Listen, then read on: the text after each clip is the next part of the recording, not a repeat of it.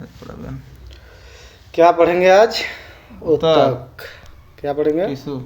उत्तक। उत्तक टिश्यू।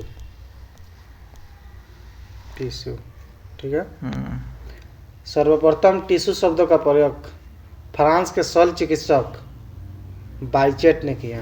बाइचेट। सर्वप्रथम जो उत्तक शब्द का प्रयोग किसने किया था? बाइचेट। किसने किया? बाइचेट। फ्रांस की। बाइचेट। किसने किया? बाइचेट। बाइचेट। ये कहाँ का था? फ्रांस। फ्रांस का था। कहाँ का था? फ्रांस का। फ्रांस का था, ठीक है। जिसका विकास एक लैटिन शब्द टेक्सर से हुआ है। टेक्सर किसका? टिश्यू का किससे हुआ है? टेक्सर। टेक्सर क्या है? लैटिन शब्द है। लैटिन शब्द। टेक्सर का अर्थ है बुनना। बुनना। बुनना मतलब कोई जाल जैसा नहीं बनता है, हाँ। वैसे ही बुनना, ठीक है। और उत्तक शब्द एन गिरू ने दिया था। N Grew. उत्तक शब्द किसने दिया था? N Grew. उत्तक शब्द किसने दिया था? N grieve. एन गुरु। जो उत्तक शब्द है ना, एन गुरु वो दिया था एन गुरु। ठीक है। ठीक। टिश्यू शब्द है ना, जो टिश्यू है, टिश्यू शब्द दिया था वाइचेट ने। वाइचेट। टिश्यू शब्द किसने दिया था? वाइचेट। वाइचेट। और उत्तक शब्द किसने दिया? गिरू। ग्रीव। ये है ना, एक ये शब्द है लैटिन शब्द, उसका नाम क्या था? वाइचेट। टेक्सर। क्या नाम था? टेक्सर। इसी से टेक्सर मतलब होता बुनना, उसी से उसका नाम टिश्यू पड़ा। और उत्तक शब्द ही बोलेगा तो किसने दिया? वाइचेट। वाइचेट। ठीक है। जो हिस्टोलॉजी है, जैसे उत्तक का अध्ययन को क्या कहते हैं? हिस्टोलॉजी। पूछेगा उत्तक का अध्ययन को क्या कहते हैं? इसका स्टडी को क्या बोलते हैं? हिस्टोलॉजी। उत्तक का अध्ययन को बोलते हैं हिस्टोलॉजी। क्या? हिस्टोलॉजी, ठीक है। जो हिस्टोलॉजी है ना, ये शब्द का नामकरण किया था मेयर ने। जो हिस्टोलॉजी, ये नाम किसने दिया था? मेयर। किसने दिया था? मेयर ने। किसपी पूछेगा तो 1819 ईस्वी में। 1819। ठीक है। ठीक। उत्तक का अध्ययन को क्या कहा जाता है? हिस्टोलॉजी। ये हिस्टोलॉजी नाम किसने दिया था? मेयर ने। ठीक है। किसने दिया था? मेयर ने। ठीक है। हिस्टोलॉजी से संबंधित अध्ययन की शुरुआत सर्वप्रथम इटली के वैज्ञानिक मार्सेलो माल्पिगी ने की। मार्सेलो माल्पिगी ने की। इसीलिए इन्हें फादर ऑफ हिस्टोलॉजी कहा जाता है। मार्सेलो माल्पिगी। मार्सेल और माल्पिगी को फादर ऑफ हिस्टोलॉजी कहा जाता है। पूछे तुमको फादर ऑफ क्या? हिस्टोलॉजी। फादर ऑफ हिस्टोलॉजी किसको कहा जाता है? Marcello Malpighi. Marcello Malpighi. Marcello Malpighi.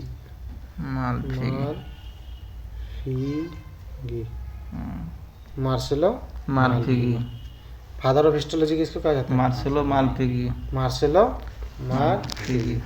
ठीक है। ठीक। इसके बाद उत्तक के बारे में पढ़ें। ये तो वो उत्तक का इंट्रो हुआ। ठीक है। उसके बाद उत्तक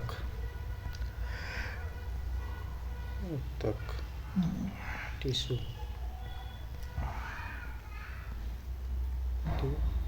समान कोशिकाओं का समूह जो किसी एक काम को करते हो उसे उत्तक कहा जाता है। उत्तक क्या होता है? समान कोशिकाओं का समूह जो एक कार्य करे।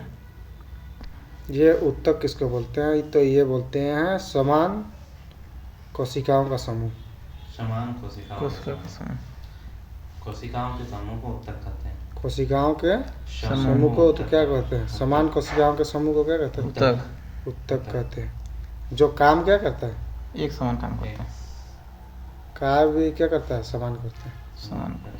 काम भी कैसे करता है? समान करता है। उसको क्या बोलते हैं? उत्तक। जब कोशिका समूह में होती है, कोशिका के समूह को उत्तक करना है। हाँ, जब कोशिका समूह में होती है तो उसी को उत्तक कहते हैं। ठीक है। समूह में मौजूद कोशिकाओं के बीच जो समूह है, उसे कोशिकाओं का मौजूद जो स्थान होता है उससे अंतरकोशिकीय स्थान कहा जाता है। अच्छा, कोशिकाओं के बीच जो ठीक है। रिक्त स्थान होता है अंतर जैसे कोशिकीय कोशिकाओं के समूह को क्या उत्तक कहा जाता है, तो ये कोशिका है, इसके बीच में रिक्त स्थान भी होगा ना। कोशिका, अरे कोशिकाओं के बीच एक रिक्त स्थान होगा, कोशिकाओं के बीच रिक्त स्थान होगा ना, उसको क्या कहा जाता है, उसको कहा जाता है अंतरकोशिकीय स्थान। अंतर कोशिकीय स्थान क्या कहा जाता है, अंतर कोशिकीय स्थान। अंतरकोशिकीय स्थान स्थान क्या कहा जाता है, अंतरकोशिकीय अंतरकोशिकीय। स्थान। जैसे कोशिका के बीच में, जैसे ये सब कोशिका होगा मान के चलो, इसके बीच में जो खाली स्थान बनेगा उसको क्या बोलते हैं, अंतर कोशिकीय स्थान। अंतरकोशिकीय स्थान स्थान कहते हैं। कोशिका के बीच में रिक्त स्थान को क्या बोलते हैं, अंतर कोशिकीय स्थान। इस स्थान में विशेष प्रकार का एक द्रव भरा रहता है जिसको अंतरकोशिकीय द्रव कहते हैं, जिसे कॉमन रूप या सामूहिक रूप से मैट्रिक्स कहते हैं। मैट्रिक्स किसको बोलते हैं, जैसे अंतरकोशिकीय स्थान है, ठीक है, इसमें क्या भरा रहेगा, द्रव भरा रहेगा, क्या द्रव, इसी को अंतरकोशिकीय द्रव या इसी को मैट्रिक्स कहते हैं। मैट्रिक्स मतलब वेस्ट पदार्थ, उसी को मैट्रिक्स बोलते हैं। अंतर कोशिकीय जो द्रव, उनके रिक्त स्थान में एक द्रव भरा रहता है उसे अंतरकोशिकीय स्थान में एक द्रव रहता है, उसको अंतरकोशिकीय द्रव कहते हैं, ठीक है। ठीक है। और इसी को सामूहिक रूप से मैट्रिक्स कहा जाता है। क्या कहा जाता है, मैट्रिक्स कहा जाता है। क्या कहा जाता है, मैट्रिक्स। सामूहिक रूप से, सामूहिक रूप से क्या कहा जाता है, मैट्रिक्स। अंतर कोशिकीय द्रव को मैट्रिक्स कहते हैं। मैट्रिक्स कहा जाता है, ठीक है। उसके बाद आता है तुम्हारा पौधा तथा जंतु की कोशिका लगभग समान होती है, पौधा और जंतु कोशिका समान होते हैं, परंतु पौधा तथा जंतु के उत्तक अलग अलग होते हैं। अच्छा, देखो पौधा, क्या पौधा और जंतु, पौधा एवं जंतु की पूछेगा कोशिका लगभग समान होता है। कोशिका क्या होता है, लगभग समान। लगभग समान होती है, मतलब हमको लग रहा साइज का बात हो रहा ठीक है। हाँ वो सही है ना। और पौधे एवं जंतु के उत्तक पूछेगा ना, भिन्न होता है। पौधों एवं जंतु उत्तक पूछेगा तो भिन्न। ये भिन्न, ठीक है। पौधों एवं जंतु की कोशिका बोलेगा ना तो कोशिका समान होता है, लगभग समान होता है, लेकिन उत्तक बोलेगा तो अलग अलग होता है, ठीक है। उत्तक समान क्रियाओं का समूह है।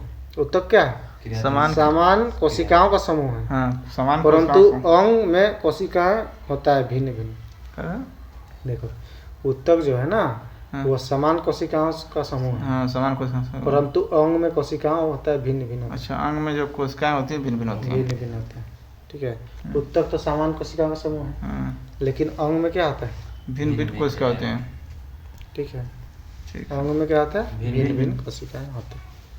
उत्तक दो प्रकार के होते हैं, ठीक है। स्थायी उत्तक, उत्तक को हम लोग दो भाग में बांटते हैं, ठीक है। कौन कौन, स्थायी उत्तक, विभाज्य उत्तक। नहीं, वो चल गया पादप में, पादप उत्तक, जंतु उत्तक। पहला क्या, पादप उत्तक, एक जंतु उत्तक, दूसरा जंतु उत्तक, अब पादप को दो भाग में बांटा गया है, ठीक है। पादप उत्तक और जंतु। जंतु उत्तक। तो पहले पढ़ेंगे पादप उत्तक। कौन सा, पादप उत्तक, पादप उत्तक, पादप उत्तक। उत्तक। पादप उत्तक भी दो प्रकार के होते हैं। पादप उत्तक को कितना भाग में बांटा, दो प्रकार के, दो भाग में। एक होता है स्थायी, अस्थायी उत्तक, क्या, विभाज्य उत्तक, एक होता है स्थायी उत्तक, एक होता है विभाज्य उत्तक।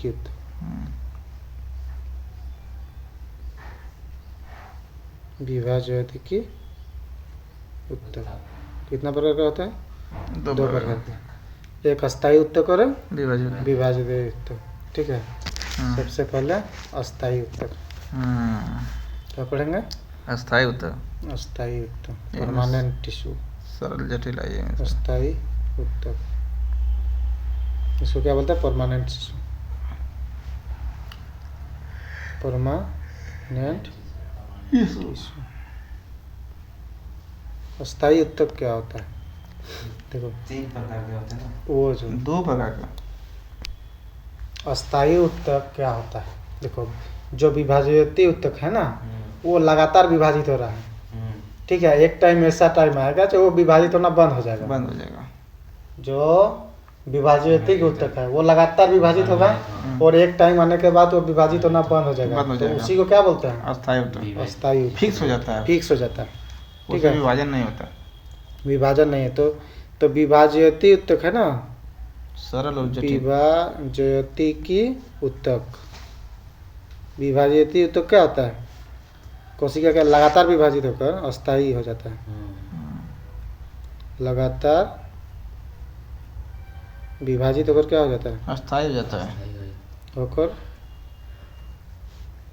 अस्थायी उत्तक बनाता है। क्या बनाता है? अस्थायी उत्तक। अस्थायी उत्तक बनाता है। जो विभाजन का उसका लास्ट पॉइंट आ जाएगा तो वही क्या बन जाएगा? स्थायी उत्तक बन जाएगा। इस प्रकार की उत्तक में कोशिकाएं विभाजित नहीं करती। कब तो स्टार्ट कर दिया रे? आधा घंटा। इस प्रकार के उत्तक में कोशिकाएं विभाजित नहीं होती। हाँ? कोशिका क्या होती है? विभाजित ना हो जाए। फोनो ने किया। कोशिका क्या होते हैं? विभाजित नहीं होते। क्रोम में ताला मार गया। विभाजित नहीं होती। नहीं होती है। कोशिका विभाजित क्या होता है? नहीं होती। नहीं होती, ठीक है। ये दो प्रकार का होता है। ये भी कितना प्रकार का होता है? दो प्रकार का होता है। कौन कौन? सरल और जटिल। हम्म? सरल अस्थायी तो जटिल अस्थायी तो। एक क्या होता है? सरल सरल और एक होता है जटिल। जटिल स्थायी उत्तक। जटिल देखो, सबसे पहले हम लोग क्या पढ़े हैं कि उत्तक। उत्तक क्या है? एक कोशिकाओं का समूह होता है। समान कोशिकाओं का समान कोशिका का समूह है जो समान कार्य करता है। हाँ, समान कोशिका समूह जो समान कार्य। कोशिकाओं के समूह को क्या बोलते हैं? उत्तक बोलते हैं। कोशिकाओं के समूह के बीच एक रिक्त स्थान होता है, इसको क्या बोलते हैं? अंतरकोशिकीय स्थान। अंतरकोशिकीय स्थान। उसमें एक द्रव होता है, उसको क्या बोलते हैं? अंतरकोशिकीय द्रव बोलते हैं। उसको जो द्रव है ना उसको कॉमन रूप से क्या बोलते हैं? सबको मिला के मैट्रिक्स कहते हैं। मैट्रिक्स। क्या? मैट्रिक्स। मैट्रिक्स बोलते हैं। और कोशिका जो है ना, जैसे पौधा और जंतु का कोशिका है वो लगभग समान होता है, लेकिन पौधा और कोशिकाओं जो उत्तक है वो अलग अलग होता है, ठीक है। उत्तक को कितना भाग में बांटेंगे? दो भाग में, एक पादप उत्तक और एक जंतु उत्तक। जंतु उत्तक, ठीक है। पादप उत्तक और जंतु उत्तक। पादप उत्तक को भी दो भाग में बांटेंगे, एक अस्थायी उत्तक और एक अस्थायी उत्तक। अस्थायी उत्तक किसको बोलते हैं? जो विभाजित उत्तक है ना, नहीं टूटेगा। विभाजित उत्तक है वो टूट के एक ऐसा स्थिति ले लेगा जिसके बाद वो टूटना बंद हो जाएगा, उसको अस्थायी उत्तक बोलते हैं। इस प्रकार की उत्तक में कोशिका विभाजन नहीं होता। ये भी दो प्रकार का होता है। एक होता है तुम्हारा कौन? सरल, एक जटिल। सरल और जटिल जटिल होता है, ठीक है। ठीक। पहला नंबर क्या आता है? सरल स्थायी उत्तक। क्या? सरल सरल स्थायी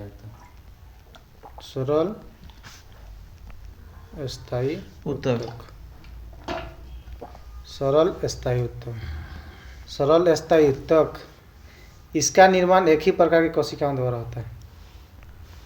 जो सरल स्थायी उत्तक है उसका निर्माण कैसे होता है? किस? एक ही प्रकार। एक ही प्रकार की कोशिकाओं द्वारा होता है। मतलब उत्तक होता है कि कोशिका को बंद करिए। एक ही प्रकार की कोशिका द्वारा होता है। किसका निर्माण? सरल द्वारा होता है, ठीक है। ठीक। इसके अंतर्गत तीन आता है। तीन। इसके अंतर्गत कितना आता है? तीन। तीन आता है। पहला आता है तुम्हारा मृदु उत्तक। हाँ, ये हिंदी में कभी दे दिया तो क्या करेगा? पेरेन मृदु उत्तक का बोलते हैं क्या? पेरेन काइमा।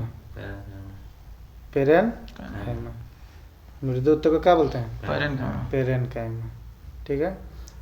उसके बाद आता है पेरेन काइमा। क्या होता है? पहले तो ये तीन प्रकार का होता है। कितना? तीन। पेरेन काइमा, पोलन काइमा और स्क्लेरन काइमा। तो सबसे पहले पढ़ेंगे पेरेन काइमा। पेरेनकाइमा क्या होता है, एक ही प्रकार के उत्तक में कोशिकाएं समावेशी होता है। एक ही प्रकार की उत्तक में कोशिकाएं क्या होती है, समावेशी होती है। पेरेनकाइमा कोशिका अपेक्षाकृत अवशिष्टकृत एवं पतली मिट्टी वाली होती है। मिट्टी वाली, पतली मिट्टी वाली होती है, क्या बोल, पतली मिट्टी, पतली मोटी होगा, मिट्टी नहीं। पतली मिट्टी वाली होती है। चला के फटाफट। इस प्रकार के उत्तक में कोशिकाएं स्पर्श करने वाले सेल वॉल पर किसी भी यौगिक का जमाव नहीं होता है। इस प्रकार के उत्तक में कोशिकाएं स्पर्श करने वाले सेल वॉल पर भी किसी यौगिक का जमाव नहीं होता है। पेरेनकाइमा जीवित कोशिका का बना होता है। पेरेनकाइमा जीवित कोशिका बना होता है। पेरेनकाइमा किसका होता है? जीवित कोशिकाओं का बना होता है। पेरेनकाइमा किसका बना होता है? जीवित कोशिका का बना होता है। जीवित कोशिका। कोशिकाओं का बना होता है। पेरेनकाइमा किसका बना होता है? जीवित कोशिका। जीवित कोशिकाओं का बना होता है। जीवित कोशिका। कोशिकाओं का बना होता है। ठीक है। यह उत्तक जाइलम एवं फ्लोएम के निर्माण में भी भाग लेता है। जो पेरेनकाइमा है ना, जाइलम फ्लोएम के निर्माण में भाग लेला। जाइलम एवं फ्लोएम। फ्लोएम, जाइलम एवं फ्लोएम के निर्माण में भी भाग लेता है। निर्माण में भाग लेता है। कौन? पेरेनकाइमा। कौन? पेरेनकाइमा। इस उत्तक का प्रधान कार्य भोज्य पदार्थ का संग्रह करना है। प्रमुख कार्य इसका क्या है? भोजन को संग्रहण भंडारण। प्रमुख कार्य क्या है? भोजन का संग्रह करना। संग्रह। ये भोजन भी बना सकता है ना। प्रकाश संश्लेषण भी इसके द्वारा होता है। मदद करेला। ठीक है। जलीय पौधा को पेरेनकाइमा उत्तक वायु तक में बदल जाता है। जलीय पौधा का पेरेनकाइमा जो है ना, वो वायु तक में बदल जाता है। वायु तक जलीय पौधा को तैरने में मदद करता है। वायु तक क्या होता है? वायु तक जिसमें वो वायु भरा रहता है, जैसे जलकुंभी सब में तैरते रहता है। हाँ, वायु तक में बदल जाता है। वायु तक। इंग्लिश में पेरेनकाइमा पेरेनकाइमा वायु तक में बदल जाता है। जलीय पौधा में जो पेरेनकाइमा उत्तक है ना, वो वायु तक में बदल जाता है। जलीय पौधा में क्या होता है? वायु तक में बदल वायु जलीय पौधा में ये पेरेनकाइमा हुआ, वो किस में बदल जाता है? वायु वायु तक में बदल जाता है। और ये तैरने लगता है। क्या करता है? तैरने लगता है। ठीक है। इसमें प्रकाश संश्लेषण भी करता है। वो किससे करता है? सूर्य से प्रकाशन, क्लोरोफिल की वजह से भोजन बनाता है ना, उसको क्या बोलते हैं? क्लोरेनकाइमा। क्या? क्लोरेन क्योंकि इसमें क्लोर काइमा। हरित लवक। क्लोरेन हरित लवक पूछेगा तुमको, क्लोरेनकाइमा किसमें पाया जाता है? पेरेनकाइमा में। क्लोरेनकाइमा किसमें पाया जाता है? पेरेनकाइमा। ठीक है। यह उत्तक उत्सर्जित पदार्थ जैसे गोंद, रेंजिन, टेनिन आदि का भी संचित करता है। निष्कासन हाँ, गोंद हुआ ना, रेजिन और टेनिन आदि का भी संचित करता है। अपशिष्ट पदार्थ पेरेनकाइमा से निकलता है ना। संचित मतलब क्या होता है? भंडारण करता है। अरे खाद्य पदार्थ का भंडारण करता है। हाँ, खाद्य पदार्थ का भी करता है। हाँ। लेकिन उत्तक उत्सर्जित पदार्थ जैसे गोंद हुआ, क्या इसे उत्सर्जन भी करता है। गोंद, रेजिन और टेनिन। रेजिन और टेनिन आदि का भी संचित करता है। ये उत्सर्जित होता है ना, इसको ये क्या करेगा? संचित करने का काम करता है। यह उत्तक भोजन के पार्श्व चालन में सहायता करता है। भोजन के पार्श्व चालन। भोजन का पार्श्व चालन क्या होता है? पार्श्व चलन में वो प्रो जो उसका ऊपरी वाला भाग है ना, पार्श्व साइड वाला जो किनारा पार्श्व चालन में सहायता करता है। हमको लग रहा है इधर उधर ले जाता है ना, उसमें क्या करता है? लचीलापन जो करता है ना, हेल्प करता है। ठीक है। यह पौधों के भोजन संग्रह करने वाले भागों में जड़ एवं तना पाया जाता है, जैसे आलू और मूली और शलजम। ये पौधों के भोजन संग्रह करने वाले, जो भोजन संग्रह करता है तो बोल रहे हैं ना, भोजन संग्रह करने वाले भागों में क्या पाया जाता है? जड़ तथा तना पाया जाता है, जैसे आलू, मूली और शलजम। भोजन संग्रह करने वाले जड़ तथा तना पाया जाता है। जड़ तना में पाए जाते हैं ना। जड़ तथा तना पाया जाता है। हाँ, तो जितना ही पेरेनकाइमा है ना, उसमें कहाँ संग्रह करता है? जहाँ पौधा भोजन संग्रह करता है ना, वहाँ पाया जाता है पाया पेड़। जाता है। तना वाले पौधे में जड़ और तना दोनों पाया जाता है। तो वही ना संग्रह करेगा। पेड़ का मतलब जड़ों में पाया जाता है। पेड़ का मतलब जड़ों में पाया जाता है। नहीं, पेरेंट का उससे पत्ता में पाया जाता है, लेकिन तना वाले पौधे में बताओ था राकेश। भोजन संग्रह कहाँ होता है? भोजन संग्रह करने वाले भागों में, स्टार्च में, अरे तू में भोजन संग्रह होता है जड़ में कि हाँ? भोजन संग्रह होता है जड़ में? पत्ती में बनता है ना, संग्रह जड़ संग्रह थोड़ी होता है। संग्रह जड़ में होता है, जड़ में। तो वही तो बोल रहा है। संग्रह तो वो पाया जाता है, ये पूछो। उसके बाद आता है स्थूल कौन उत्तक। कौन सा? स्थूल कर स्थूल कौन उत्तक। स्थूल कल्याण का कौन उत्तक, इसको क्या बोलते हैं? कोलेन काइमा। कोलन का क्या? कोलन का कोलेन काइमा। काइमा। हाँ, इसको कॉलन कैमा बोलते हैं। कोलेन हमको पेरेंट का पर एलपी में पूछा था किसी का लचीलापन होता है। साला हम कभी पढ़े थे बहुत पहले। एलपीटी तो ऐसे जाके दे दिए थे इस ना। प्रकार के उत्तक में कोशिका लंबी होती है। जो स्थूल काइमा है ना, इसकी कोशिका कैसे होगी? लंबी लंबी होती है। मोटाई होता है, चौड़ाई होता है। इसकी कोशिका कैसी होती है? लंबी लंबी होती है। कैसी होते हैं? लंबी होते हैं। यह उत्तक केवल कमजोर पौधों में ही पाए जाते हैं तथा पौधों को प्रत्यास्थता प्रदान करते हैं। पता प्रत्यास्थता किसको बोलते हैं? है लचीला। लचीला। ये कद पैरन के मां को पैरन का कहां लचीला वाला कोलन का में कोलेन काइमा लचीला कहते हैं। ना ना, यह उत्तक केवल कमजोर पौधा में पाया जाता है। हां किसमें पाया जाता है? कमजोर पैदा कमजोर पौधा में पाया जाता है। ठीक है, ये केवल पाया जाता है कमजोर पौधा में ही पाया जाता है तथा पौधा के क्या करता है?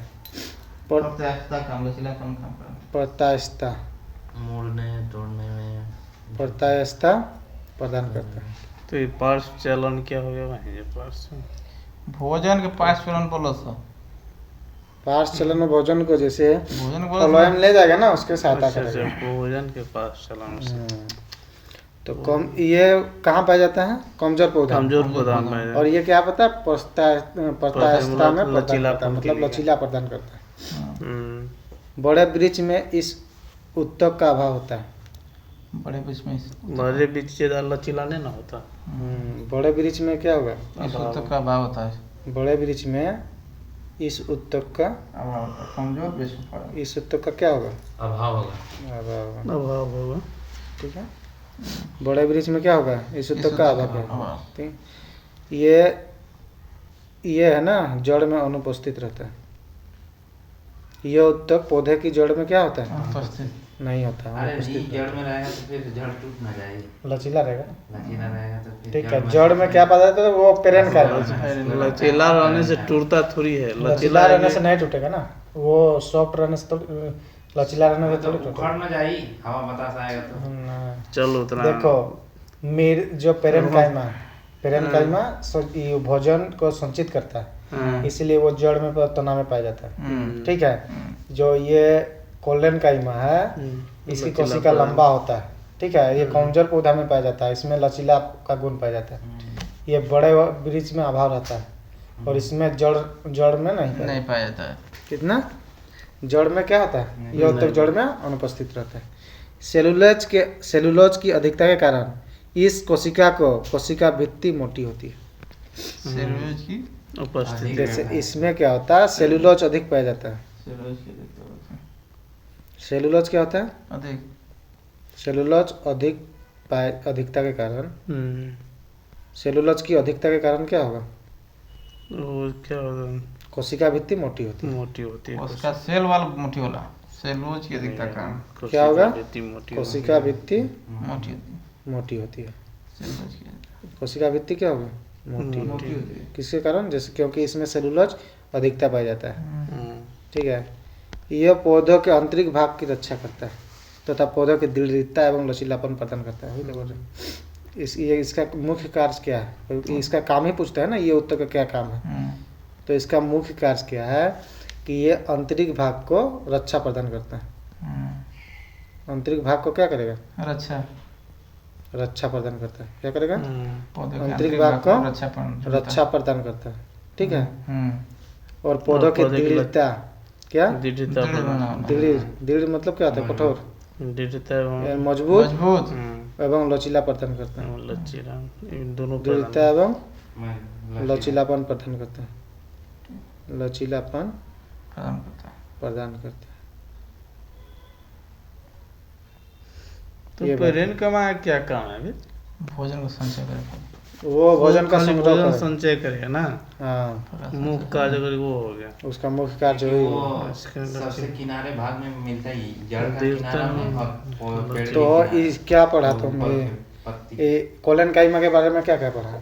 इसकी कोशिकाएं कैसी लंबी होती है, लंबी होगी। ये कहाँ पाया जाता है, कमजोर पौधा, ठीक है। ये प्रत्यस्थता प्रदान करता है, क्या करता है, प्रत्यस्थता प्रदान करता है। जो बड़ा वृक्ष है ना उसमें इसका अभाव होता है, ये जड़ में नहीं पाया जाता है। इसी सेलुलोज की अधिकता के कारण क्या कोशिका भित्ति क्या होगा, मोटी होगी, ठीक है। तो कार्य इसका क्या है, आंतरिक भाग का रक्षा प्रदान करेगा, आंतरिक भाग का क्या करेगा, रक्षा प्रदान करेगा और दृढ़ता और लचीला प्रदान करता है। कौन, कोलन काइमा। उसके बाद आता है तीसरा नंबर स्क्लेरन काइमा। इसको दृढ़, इसी नाम ही देखो, दृढ़ कौन, क्या दृढ़ कौन उत्तक, दृढ़ कौन उत्तक, इसी को बोलते हैं स्क्लेरन काइमा।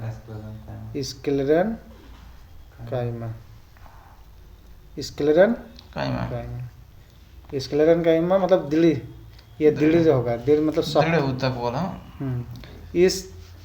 इस प्रकार के उत्तक में कोशिकाएं लंबी तथा पतली होती है, जिसके किनारे नुकीली होती है। जिसका किनारा क्या होता है, लंबी पतली और नुकीली। इसमें जो कोशिकाएं होती है वो कैसी पाई जाती हैं, पतली लंबी, कैसी पाई जाती है, स्क्लेरन काइमा भी रहला, कोलन काइमा में पतली। इसका और एक मेन फैक्टर ये होता है, निर्जीव होता है, निर्जीव, ठीक है, पतली होती है। और ये किनारे पर क्या होता है, नकुली। देखिए वो ओनली लंबी होती थी, पतली नहीं होती थी। जो कोलन काइमा पड़ा है ना, उसकी कोशिकाएं लंबी होती है, लेकिन स्क्लेरन काइमा का ये लंबी होगी, पतली होगी और नुकीली होगी, लंबी पतली और नुकीली होगी, ठीक है। यह कोशिका दिखने में तंतु के समान होती है, तार के समान है। वही तो बोल रहा है, नुकीली होगी तो दिखने में कैसा होगा, तंतु के समान। तंतु के समान। किसके समान, तंतु के समान होगी। दिखने में कैसी होगी ये, तंतु के समान होगी। दिखने में कैसी होगी, तंतु के समान होगी। कोशिकाओं को स्पर्श करने वाले जो सेल वाला है पर लिग्निन का जमा पाया जाता है। किसका, लिग्निन का जमा पाया जाता है। कोशिकाओं के कोशिका को स्पर्श करने वाले जो सेल वाला मतलब कोशिका भित्ति पर, किसमें, कोशिका भित्ति, कोशिका भित्ति पर क्या पाया जाता है, लिग्निन का जमा होता है। किसका, लिग्निन। स्थानीय पौधा में वही लिग्निन हो जाता है क्या, लिग्निन का क्या हो जाता है, जमा होता है। ये सीमेंट का कार्य करता है, जिससे वयस्क अवस्था में यह कोशिका मृत हो जाती है। लिग्निन का जमा होगा ना, जैसे जैसे वो वयस्क आएगा तो वो क्या हो जाएगा, मृत हो जाएगा। इसलिए कौन मृत है, तो स्क्लेरन काइमा। स्क्लेरन काइमा कैसी कोशिका मतलब उत्तक है, मृत, ठीक है। सबसे पहले हम लोग पढ़े थे ना जो पेरेन काइमा, उसमें कुछ जमाव नहीं होता है, पढ़ा था ना, उसके सेल वाल में जमाव नहीं होता है, इसलिए वो नहीं मरेगा, वो इसलिए जीवित है ना। अगला पॉइंट है, यह पौधे के विभिन्न अंग को सुरक्षा का कार्य करता है। अच्छा, ये क्या काम करता है, अंग का सुरक्षा, पौधे के विभिन्न अंग, पौधे के विभिन्न अंग की सुरक्षा काम कर रहा है। विभिन्न अंग के सुरक्षा का काम करता है। कौन करता है, स्क्लेरन काइमा। विभिन्न सुरक्षा का काम करता है स्क्लेरन काइमा। यह पत्तियों के भेन्स, जो भेन है, भेनिस, पत्तियों के भेनिस, फलों के अवस्था तथा बीजों के आवरण का निर्माण करता है। कैसा? बीजों का आवरण, पत्तियों का वेनिस। आवरण, जैसे फलों की अवस्था फल तथा की अवस्था, फल बीज का आवरण का निर्माण आवरण ये क्या करता है? इसका फलों का अवस्था का मुख्य कार्य बोलेगा ना, धीरे धीरे विकसित करता होगा, ठीक है। कवर निर्माण होता होगा। पत्तियों की वेनिस, पत्तियों की वेनिस, ठीक है। और फलों का आवरण, फलों में जो आवरण का निर्माण करते हैं, किसका? फलों में आवरण, ठीक है। जैसे नहीं होता है नारियल का ऊपर वाला कवच, ठीक है।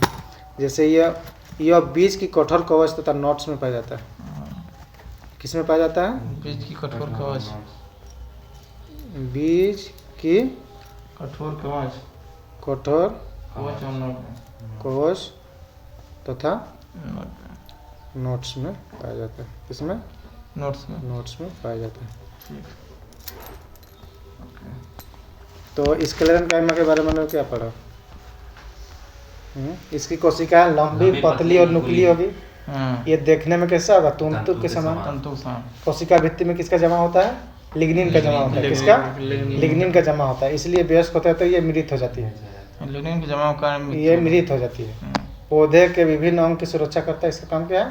पौधे का विभिन्न अंग की सुरक्षा करना। जैसे इसका कार्य में, और ये जो जैसे पौधे के वेनिस में फलों का जो आवरण बनाता है, कठोर आवरण, ठीक है। बीज में क्या होता है? कठोर त्वचा बनाता है। बीज में क्या बनाता है? कठोर त्वचा बनाता है। और नोट्स में पाया जाता है, ठीक है। जैसे नोट्स में तुमको मुख्य कार्य पूछेगा, मान के चलो, तो पेरेन्काइमा का मुख्य कार्य क्या था? भोजन प्रकाश संश्लेषण, भोजन पदार्थ का संग्रहण। कोलेनकाइमा का मुख्य कार्य क्या है? लचीलापन या तनन सामर्थ्य, ठीक है। और स्क्लेरेन्काइमा का क्या है? वायु सुरक्षा, दृढ़ता। वायु सुरक्षा। ये बहुत कठोर होता है ना, दृढ़ता। तो ये तीन को इम्पोर्टेंट याद रखना। पेरेन्काइमा पूछेगा ना भोजन का संग्रहण, कोलेनकाइमा पूछेगा लचीलापन यार, बाहरी सुरक्षा करेला ना। बाहरी सुरक्षा तो ये कठोर भी होता है। पैरन का कोलन का में करेला, दृढ़ मजबूत नहीं, लचीला और मजबूत दृढ़ तुला। वो दृढ़ता एवं लचीला प्रदान करता है, लेकिन वो वाला नहीं। कठोर जो पूछेगा ना, वो दृढ़ कौन? वो स्क्लेरेन्काइमा है। किसी भी भाग को कठोर कब होता है? जब वो मर जाता है, ठीक है। कठोरता एक पूछेगा ना, तो तुम स्क्लेरेन्काइमा का, कोलेनकाइमा नहीं। वो लचीलापन बोलेगा ना, या तनन सामर्थ्य, वो कोलेनकाइमा। बोला तो कि लचीलापन, तनन सामर्थ्य और आंतरिक भाग में मजबूती तथा बाहरी भाग को दृढ़ता बनाना पेड़ को तब कहे।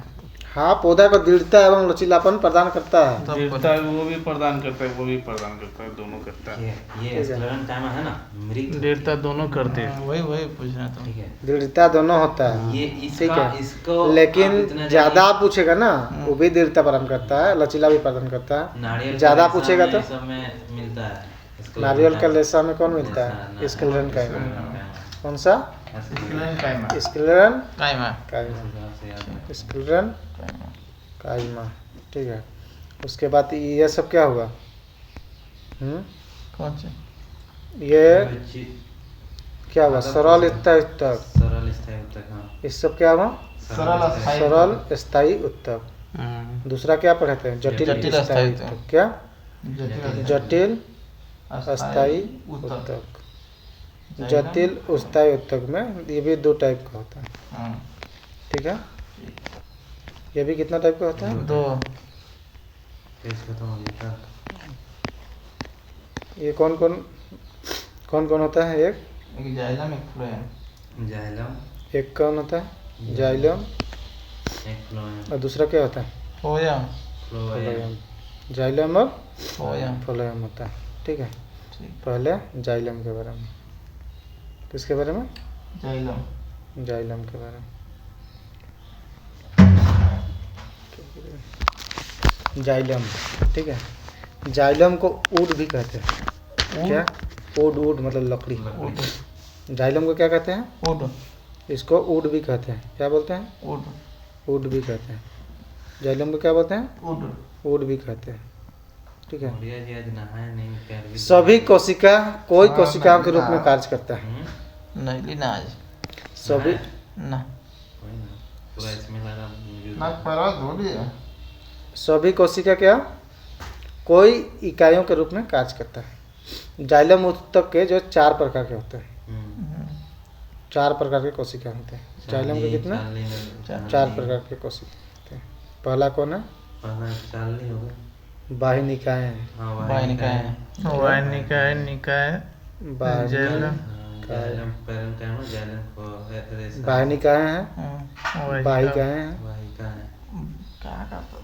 ठीक है बाह्यनिकाएं, वाहिनिकाएं वाहिकाएं बाहिकाएं, जाइलम तंतु, जाइलम फाइबर रेशा उसी होगा। जाइलम तंतु xylem fibre xylem parenchyma xylem तंतु, पेरन के फाइबर के तंतु जाइलम, पैरेन्काइमा पैरेन्काइमा जाइलम मृदुतक, उसी को बोलते पैरेन्काइमा। मृदुतक, ठीक है। जाइलम फाइबर या तंतु, जाइलम पैरेन्काइमा, देखो। वाहिकाएं बाह्यनिकाएं हैं, वाहिनिकाएं बाहिकाएं, जाइलम तंतु जाइलम तंतु हो गया और जाइलम फाइबर, ठीक है। इसको बोलते हैं जाइलम, जाइलम पैरेन्काइमा। नहीं जाइलम फाइबर जाइलम रेशा फाइबर हो तो गया ये फाइबर है, जाइलम रेशा तंतु है ना? हाँ, तंतु के तो फाइबर जाइलम फाइबर, फाइबर रेशा क्या? जाइलम फाइबर फाइबर, ठीक है। इसको क्या बोलते हैं? Xylem parenchyma, parenchyma xylem parenchyma parenchyma कहते हैं, जाइलम पैरेन्काइमा, ठीक। ये कितना प्रकार के होते हैं? 4 प्रकार के। 4 पर बाह्यनिकाएं, बाहिकाएं, वाहिकाएं का इंग्लिश में बोलता है उसको क्या बोलते हैं? बाह्यनिकाएं को ट्यूब नहीं यार इंग्लिश से पूछता है लेकिन सब। बस ये पूछ गवाज हुआ ना पता गेप ट्यूब ना, क्या बोलते हैं? Sieve tube, sieve tube sieve tube sieve tube क्या बोलते हैं? बाह्यनिकाएं को सिप ट्यूब, ठीक है।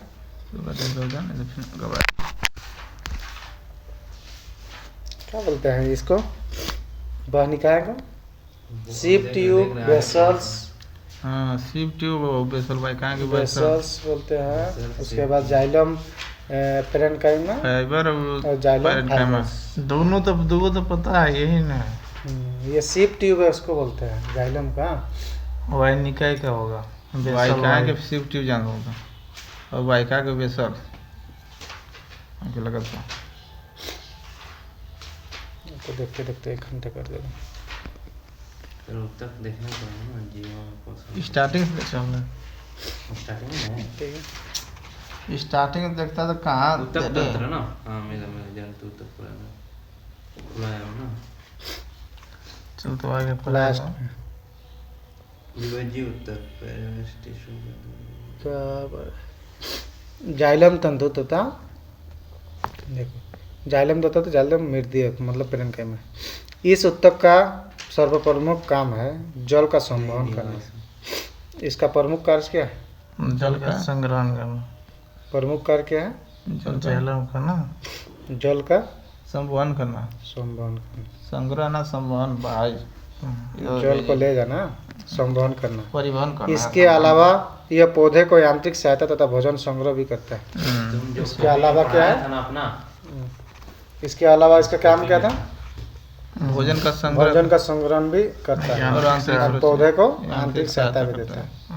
ठीक है। जाइलम उत्तक के जो जाइलम पैरेन्काइमा है ना हम्म। ही जीवित रहता है, बाकी सब मृत रहता है। जाइलम पैरेन्काइमा जीवित रखा है। जो जाइलम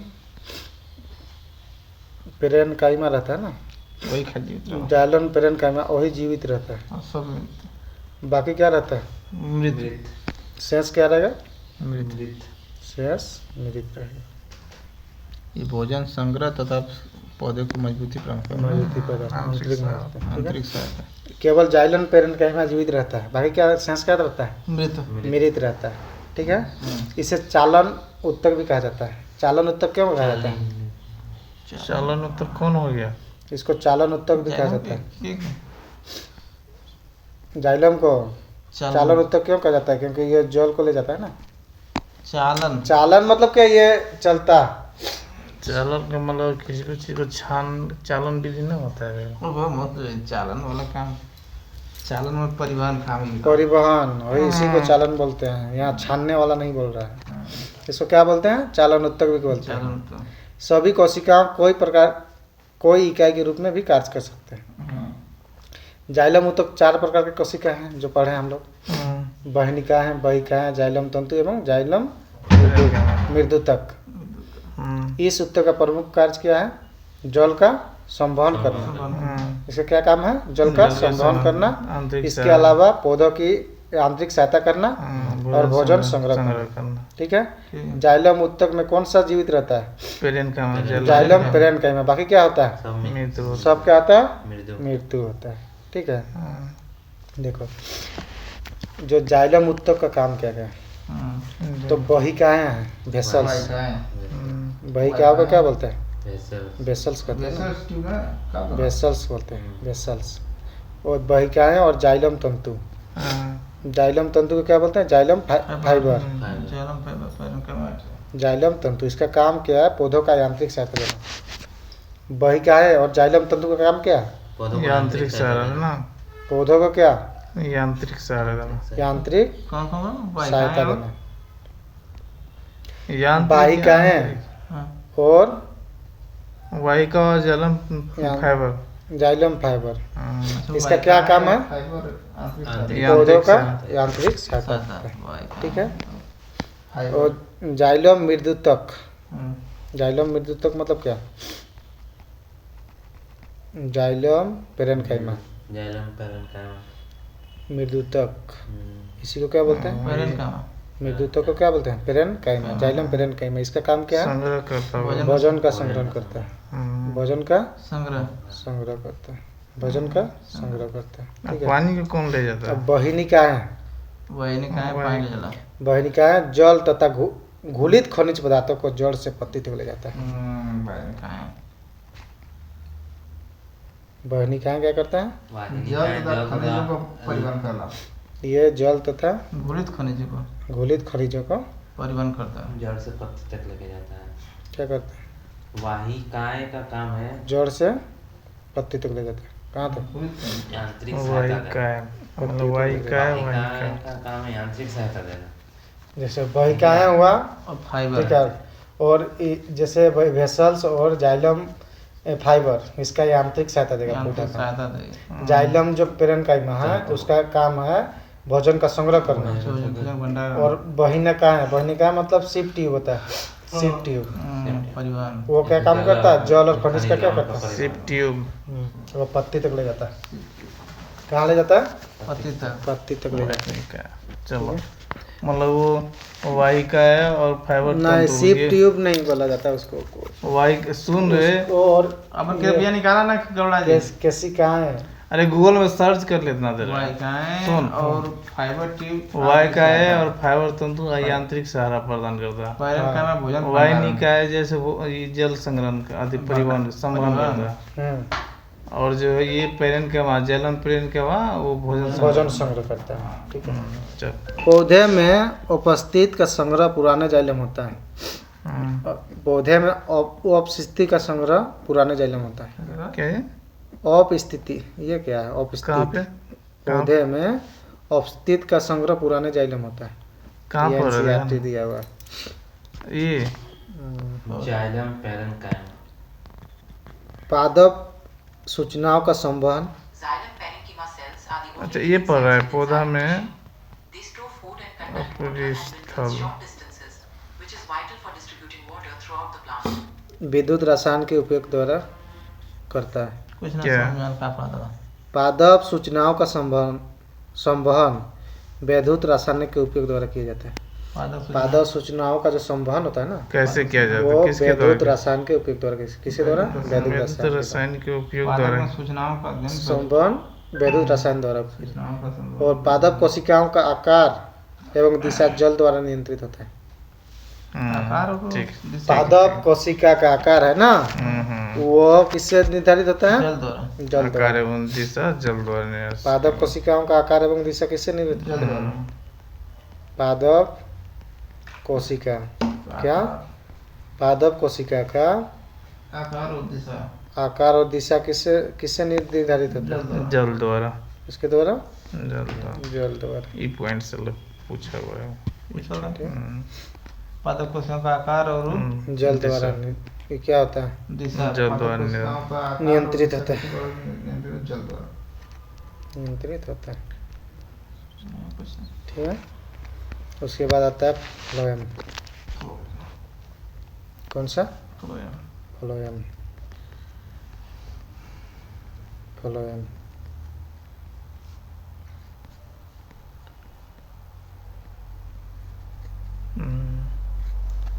फ्लोएम का भी, इसका भी निर्माण विभिन्न प्रकार के कोशिकाओं से मिलकर बना होता है। बना होता है। ठीक है। विभिन्न प्रकार के।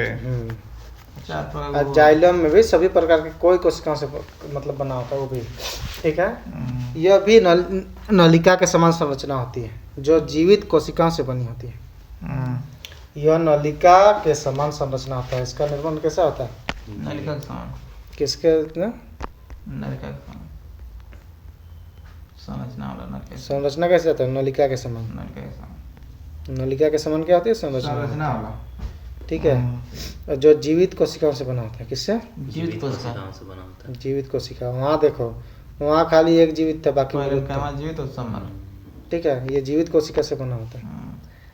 फ्लोएम उत्तक को बास्ट के नाम से जाना जाता है। किसके?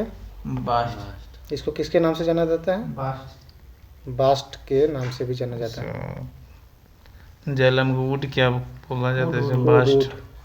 वुड के नाम। अच्छा, तो ये जैलम जीवित कोशिका से नहीं बना है? क्यों बना नहीं, है? खाली एक जीवित है जो पैरेंकाइम। है। हाँ रे।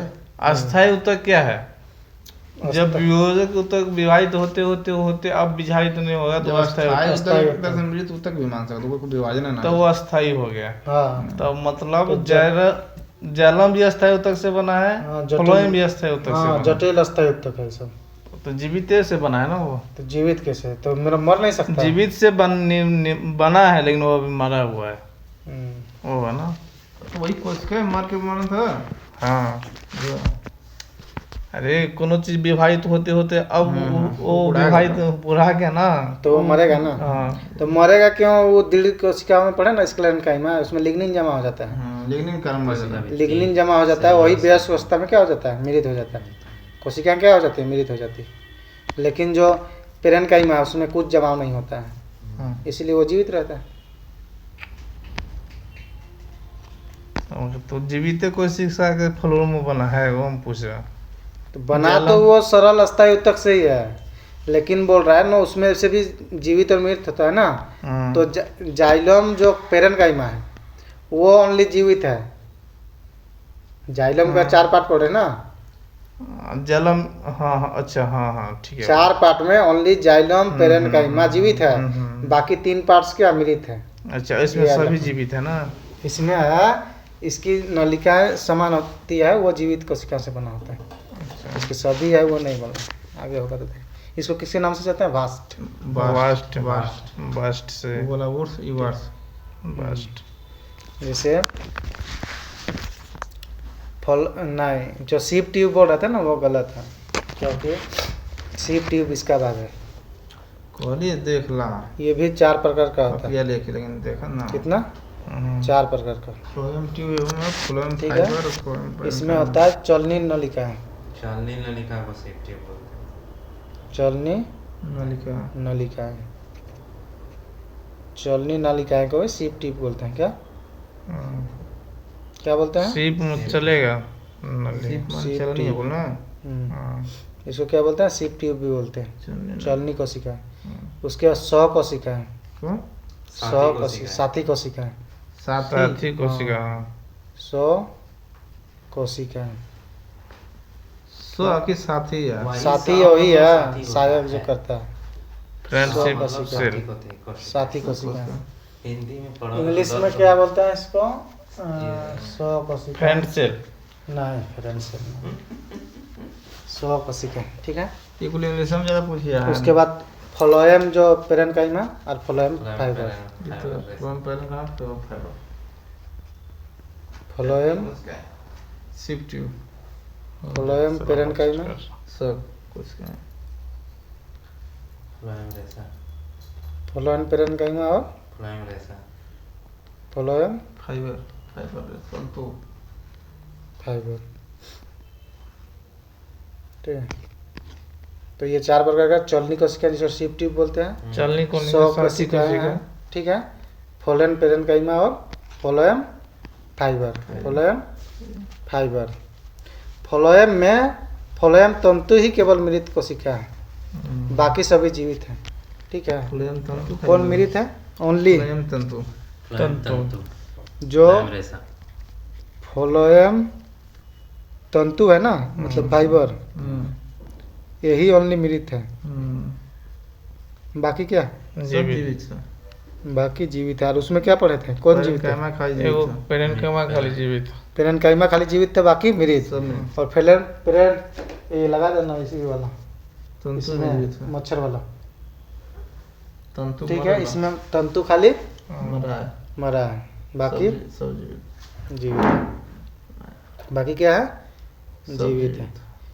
ठीक है, इन्हें आधार तंतु भी कहा जाता है। क्या कहा जाता है? आधार तंतु कहा जाता है किसको? इसको, तंतु का फ्लोएम फाइबर को अच्छा, आधार तंतु कहा जाता अच्छा, मृत्यु होता है। है। फ्लोएम तंतु जो है वो आलसी व पटसन जैसे पौधे में रेशों का निर्माण करता है। अलसी पौधा कौन सा होता है? सरसों फ्लोएम तंतु है ना, वो अलसी तथा पटसन जैसे पौधे का निर्माण पटसन रेशा वाला होता है। जूट देखो सा हम दिया हुआ उसी पौधा जो रेशा का क्या करता है? निर्माण करता है। पटसन पाट खड़ी रे पटसन का जो रेशा नहीं जाता है, पाटसन देखे हो ना? समझ गया। वाइट का निकलता है, हाँ उसी का रेशा उसका का। छिलका ही रेशा बनता है। जूट और चौड़ा पड़ता चौड़ा और सीप वाला ट्यूब में है देता ना, उसमें केंद्रक नहीं पाया जाता है। ये कौन सा?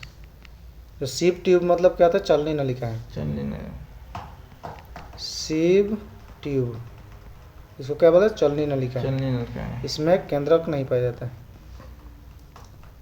केंद्रक नहीं पाया जाता। नहीं पाया जाता है। सीप ट्यूब में क्या नहीं पाया जाता है? केंद्र केंद्रक नहीं पाया जाता है। फ्लोएम के द्वारा पत्तियों में निर्मित भोजन पदार्थ को पौधे के विभिन्न अंग तक पहुंचाता है। इसे काम क्या है? फ्लोएम पेरेन्काइमा फलों को पहुंचाना हर जगह। भोजन को सीप ट्यूब का विभिन्न अंग तक पहुंचाता है। कौन है काम? फ्लोएम पेरेन्काइमा चलनी कोशिका है। हाँ? चलनी कोशिका है ना, हम्म। इसी का काम है।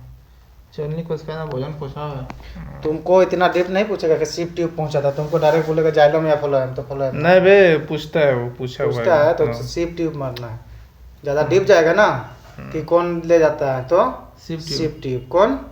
सीप ट्यूब। और जो 100 कोशिका है ना, वो सहायता करता है ले जाने में। सौ कोशिका कौन? हाँ, 100 कोशिका, 60 कोशिका। सौ कोशिका सहायता, भोजन ले जाने में सहायता करता है। और सीप ट्यूब के द्वारा सीप ट्यूब जाता है। भोजन को पहुंचाता है यहाँ। और पत्तियों से सहायता विभिन्न अंग कोशिका तक। करी। पत्तियों से विभिन्न अंग तक। ठीक है। और जाइलम तथा फ्लोएम मिलकर संवहन बंडल का निर्माण करते हैं। ठीक है। ठीक है, जाइलम और फ्लोएम मिलकर क्या? संवहन बंडल। जैला में तीनों मृत रहता है, एगो जीवित रहता ना।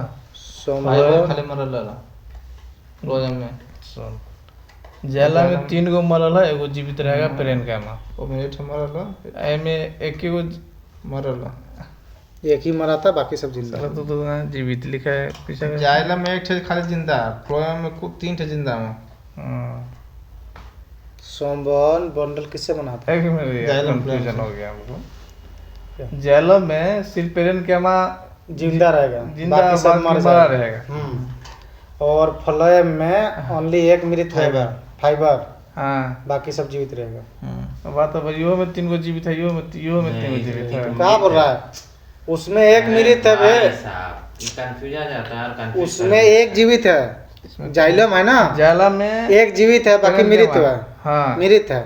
हाँ। और इसमें एक मृत है, बाकी जीवित है। तुम फिर कंफ्यूज ले, कर दिया। कंफ्यूज क्या सब है? पहले सीधा सीधी बात हम बोल रहे हैं, पेरेन्काइमा जो है ना वो जीवित है, बाकी जो वाहिनिकाएं हाँ, पेरेन्काइमा वो मरल है। सब मरल मरल है। है। जाइलम जो है है ना सिर्फ पेरेन्काइमा तंतु जो रेशा है ना हाँ। वो मरल है, बाकी सब जीवित है। जीवित। अच्छा चलो जीवित वाहिनिका जो चालनी नलिका रेशा ये सब जो भी है ना अच्छा, मरल तो तू जिंदा लिखा हुआ है जी। कहाँ? चलो देख, तो सजीवी फ्लोएम फाइबर मृत है, बाकी सब क्या है? जीवित है। अच्छा, बाकी और लिखा है बाकी तो बाकी तो दिया मुझे साला कैसे हो। चल। ठीक है। उसके बाद क्या होता है? यह उत्तक बड़े पौधे की एक विशेषता है जो पौधे की स्थलीय वातावरण में रहने के लिए अनुकूल है। पेरेनकाइमा भोजन को संग्रह करता है। पेरेनकाइमा पढ़े थे ना, उसमें पेरेनकाइमा जो भोजन को क्या करता है? संग्रह करता है। फ्लोएम पादप में भोजन के अलावा अमीनो अम्लों का भी परिवहन करता है। फ्लोएम क्या करता है? भोजन के अलावा अमीनो अम्लों, किसका? अमीनो खनिज पदार्थ हो गया। और संवहन बंडल किससे बना होता है? जाइलम फ्लोएम दोनों मिलेगा।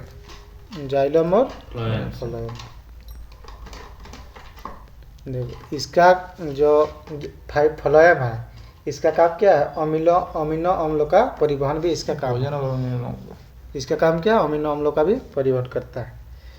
बाष्पोत्सर्जन कर्षण जाइलम में जल की गति चूसक या प्रेरक बल द्वारा होता है। कैसे बाष्पोत्सर्जन जो जाइलम में बाष्पोत्सर्जन कर्षण जो जाइलम में होता है। जाइलम में जो जल की गति होता है। जाइलम में जल की गति, जाइलम में जल की गति, जल की गति, जाइलम में जल की गति चुस्कन क्या? चूसक या प्रेरक बल द्वारा होता है। चूसक या प्रेरक बल द्वारा होता है। ठीक है। चूसक या प्रेरक बल द्वारा वाष्पोत्सर्जन कर्षण चूसक या प्रेरक बोलो या चूसक बोलो। प्रेरक बोल या चूसक बोल। ठीक है। चूसक बोल या प्रेरक बोल, दूसरे बात सोचो। इसके बाद उत्तक खत्म होंगे क्या? उत्तक कहाँ खत्म हुआ? अभी विभाजित उत्तक। चलने दे। कौन सा? अच्छा कम से कम ये वाला होने से खत्म करेंगे ना। अरे एक चैप्टर कम से कम खत्म कर दो, हो गया। कौन सा? विभाजित उत्तक। जयति की विभाजित की उत्तक। इसको मेरिस्मेटिक टिश्यू। विभाजित उत्तक को क्या बोलते हैं? मेरिस्मेटिक उत्तक बोलते हैं। ठीक है। इस उत्तक में शामिल कोशिकाएं विभाजन करती है। इसमें शामिल कोशिकाएं क्या करते हैं? विभाजन। कोशिकाएं क्या करती हैं? विभाजन क्या करते हैं? क्या करता है? विभाजन करता है। इसमें क्या होता है? विभाजन होता है। ठीक है। जिससे पौधे का शरीर का आकार बढ़ता है। मतलब विभाजन होगा तो इसका आकार बढ़ेगा ना। जिससे पौधा में क्या करता है? आकार बढ़े। पौधे का आकार क्या होगा? बढ़ेगा। बढ़ता है।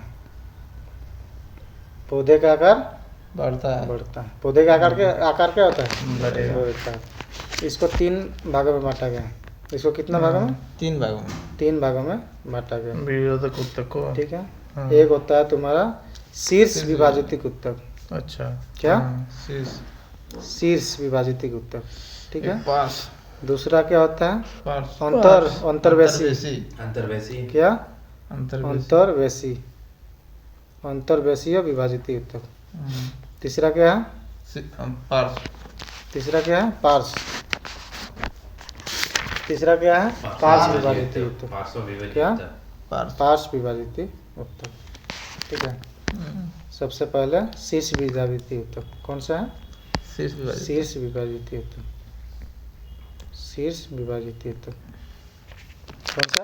शीर्ष विभाजित उत्तक। शीर्ष विभाजित उत्तक। यह पौधों के शीर्ष भाग में पाया जाता है। कहाँ पाया जाता है ये? शीर्ष भाग में और जड़ के शीर्ष में। पौधों के शीर्ष भाग में पाया जाता है। शीर्ष जैसे शीर्ष विभाजित उत्तक में ऐसे भी पढ़ा था ना, इधर जा रहा है ना। ऊपर इधर ऊपर भी शीर्ष में और नीचे भी शीर्ष में पाया जाता है। दोनों में। ये मान लो लंबाई बढ़ाई भूमि है। ठीक है।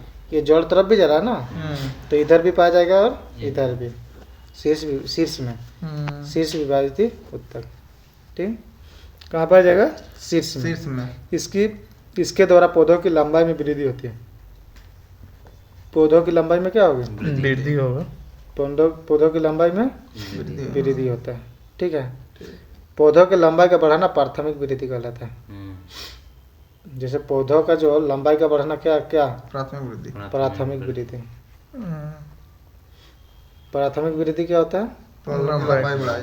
पौधों की लंबाई लंबाई बढ़ाना। प्राथमिक वृद्धि। प्राथमिक वृद्धि क्या होता है? पौधों की लंबाई बढ़ना। लंबाई बढ़ाना। बढ़ाना है।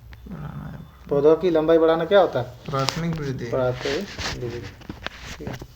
उसके बाद दूसरा कौन सा आता है? अंतर्वेशी। अंतर्वेशी। कौन? अंतर्वेशी। इंग्लिश तो नहीं बोल रहा है यार, अंतर- इंग्लिश पूछते ही। वेशी। Internal internal. वेशी। शीर्ष मतलब होता है apical apical. Meristematic tissue. Apical meristematic tissue. अंतर्वेशीय होता है intercalary intercalary. Calorie meristematic tissue. Intercalary meristematic tissue. ठीक है। पूछे शीर्ष मतलब क्या? शीर्ष में पाया जाता है, सीधा सीधी। हिंदी ये में लंबाई कोई दिक्कत बढ़ाता ना, है। हिंदी में कोई दिक्कत ना। अंतर्वेशी मतलब क्या होता है? अंतर्वेशी ये वो पौधे के गोलाई, अंतर्वेशियों में मोटाई। पाया जाता है। मोटाई बढ़ाता है। ठीक है। इसके द्वारा पौधों की शाखाओं की लंबाई में वृद्धि होती है। शाखा। अंतर्वेशी कहाँ पाया जाता है? तो गांठ में अंतर्वेशियों में पाया जाता है। अंतर्वेशियों में पाया जाता है। अंतर्वेशी क्या कहते हैं? गांठ का जो जगह हाँ मिडिल में। ये क्या करता है? पौधों की शाखा के लंबाई में वृद्धि करता है। शाखा डाली में। डाली में ये क्या गांठे करता के है? पास पाया जाता है। शाखाओं की लंबाई में वृद्धि करता है। डाली की लंबाई में शाखा की लंबाई वृद्धि। शाखा की लंबाई में क्या करेगा? वृद्धि। वृद्धि करेगा। ये क्या करेगा? शाखाओं की लंबाई में वृद्धि करेगा। ये उत्तक शीघ्र ही अस्थायी उत्तक में बदल जाता है। अच्छा, शीघ्र ही स्थायी। सबसे पहले अस्थायी उत्तक में कौन बदलता है? बोलेगा तो अंतरकोश की अंतर्वेशीय कोशिका अंतर्वेशी। शीघ्र ही अस्थायी उत्तक में बदल जाता है। अस्थायी उत्तक में बदल जाता है। शीघ्र ही अस्थायी उत्तक में कौन बदल जाता है? अंतर्वेशी तो अंतर्वेशीय उत्तक। अंतर्वेशीय उत्तक मतलब ये अंतर्वेशीय में पाया जाता है। अंतर्वेशीय किसको बोलते हैं? गांठ जो होता है ना, गांठ होता है वो सब में पाया जाता है। तो वाले बताओ कि तना की लंबाई बढ़ाई तो गांठ में कैसे पहुंच जाए?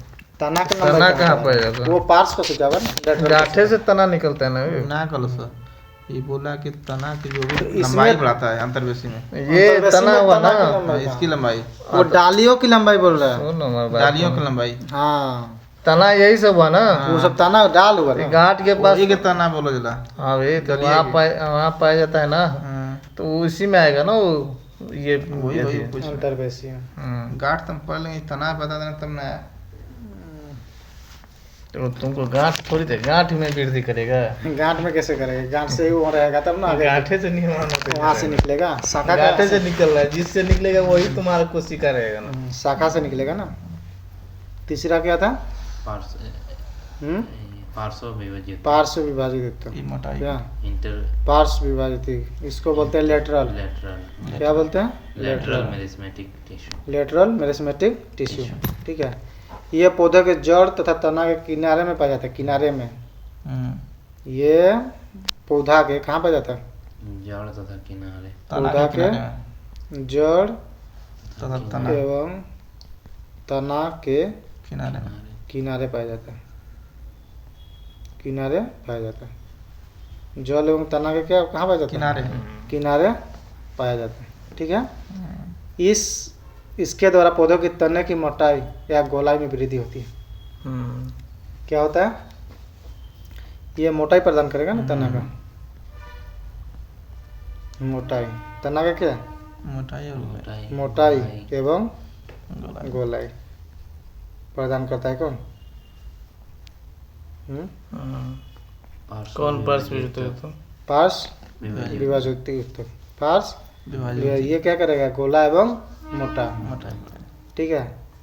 कॉम्बियम एधा इसको बोलते हैं। कॉम्बियम तथा कार्केधा कौर कॉम्बियम पार्श्व विभाजित का उदाहरण है।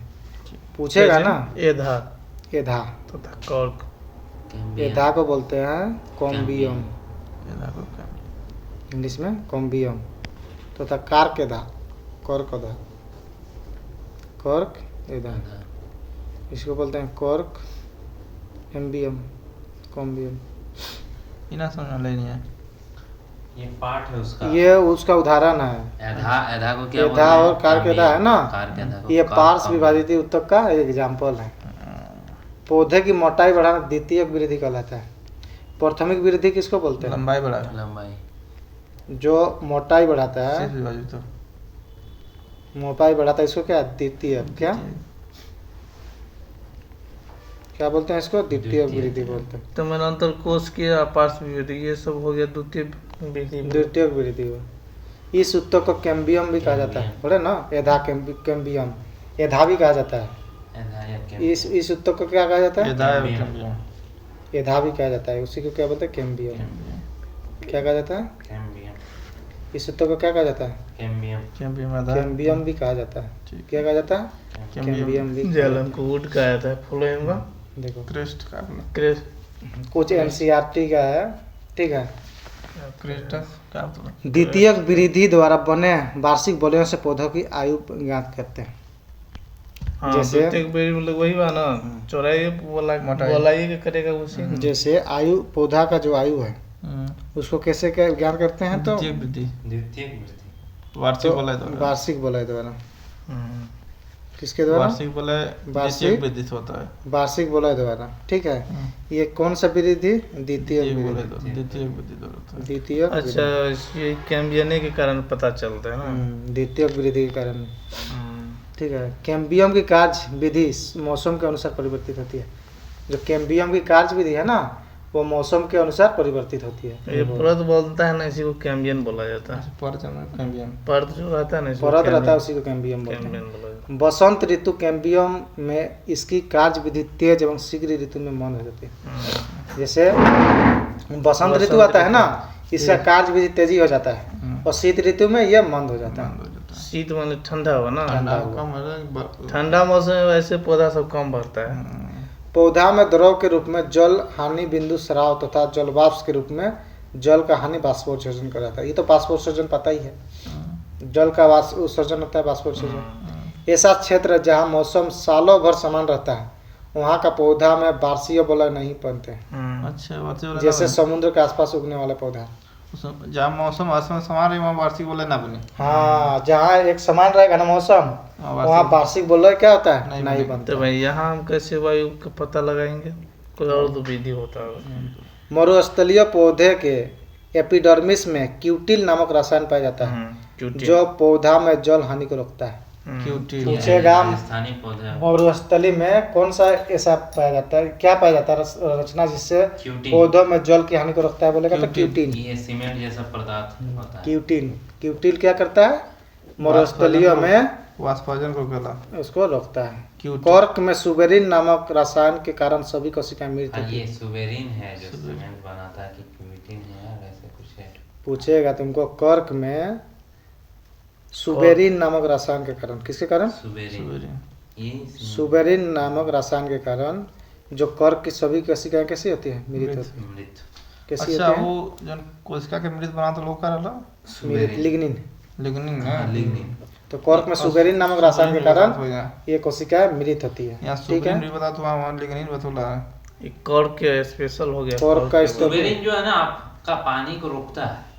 मरुस्थलीय पौधा में कौन सा है कि ये जो पानी को रोकता है? सुबेरिन। लिग्निन है सुबेरिन। क्यूटिन। क्यूटिन है। देख, फिर कंफ्यूजन। लिग्निन ठीक है, लिग्निन जो है ना, जितना स्थलीय पौध सब में होता है, वो मरुस्थल छोड़ के मरुस्थल में जो होता है क्यूटिन हो जाएगा।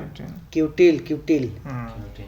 ये रसायन जो पौधा के जल के हानि को रोकता है। ये क्यूटिन जल हानि। और कॉर्क के स्पेशल हो गया सुबेरिन, इसमें होता है। रोकता है जल की हानि को, कौन रखता है? क्यूटिन। मरुस्थलीय पौधा में। अरे वो बोल रहा है कि एग्जाम हॉल में भूले जाते क्यूटिन और लिग्निन, क्यूटिन और लिग्निन। ये दोनों को फंसा देता है। नहीं, ऑप्शन में रहता है दोनों, लिग्निनो रहता अरे है क्यूटिल है कि तुमको जल को रोकेगा। हाँ, लिग्निनो भी जले को रोकता है। हाँ रोकता है, लेकिन वो लिग्निन जमा होगा ना, लिग्निन जो है ना, लिग्निन जमा होगा तो वो मृत हो जाता है, ज्यादा एज हो जाएगा तो जमाव के कारण जमाव के कारण वो जो बाहरी आवरण मृत हो रहा ना, वो मृत हो जाता है। और एक हम लोग पढ़े कि हाँ कॉर्क, कॉर्क में क्या रहता है? सुबेरिन। सुबेरिन। कॉर्क में क्या रहता है? सुबेरिन। सुबेरिन। इसी के कारण कॉर्क जो मृत है, कॉर्क में क्या मृत कोशिका था सुबेरिन के कारण। कॉर्क तो हम लोग नहीं पढ़े थे कोई जो रॉबर्ट हुक किससे खोजा है? कॉर्क का खोजा था, वो मृत था कि जीवित था? मृत था। ठीक है। जैसे उत्तकों का अध्ययन क्या कहा जाता है? उत्तर क्या थी यार, हिस्टोलॉजी। हिस्टोलॉजी। हिस्टोलॉजी। कौन सा? हिस्टोलॉजी। हिस्टोलॉजी। ठीक है। पौधे की लंबाई वृद्धि कौन सा करता है? शीर्ष विभाजन। लंबाई शीर्ष कर शीर्ष भी हो जाएगा। प्राथमिक विभाजन। कैम्बियम और कॉर्क कैम्बियम किसका उदाहरण है? द्वितीय। द्वितीय। पार्श्वीय विभाजन का अभी पढ़े ना। पार्श्वीय। द्वितीयक वृद्धि किसके विभाजन से होता है? पार्श्व। द्वितीयक वृद्धि कैम्बियम तथा कॉर्क कैम्बियम के विभाजन से। कैम्बियम सहकार के। सीप ट्यूब कहाँ पाई जाती है? क्या चलनी कोशिका का किस में पाई जाती है? जैलम। फ्लोएम में। जो जैला, हाँ जीवित सीप रहता है। ट्यूब कोशिका। पौधे में भोज्य पदार्थ किस उत्तक में एकत्र होता है, मतलब जमा होता है? पेरेनकाइमा। पेरेनकाइमा में। कहाँ? पेरेनकाइमा। संवहन बंडल का उद्गम होता है जैलम फ्लोएम। जैमिन फॉर्म को मिलकर उसको बोलते हैं रमंजन। बंडल ना। रमंजन।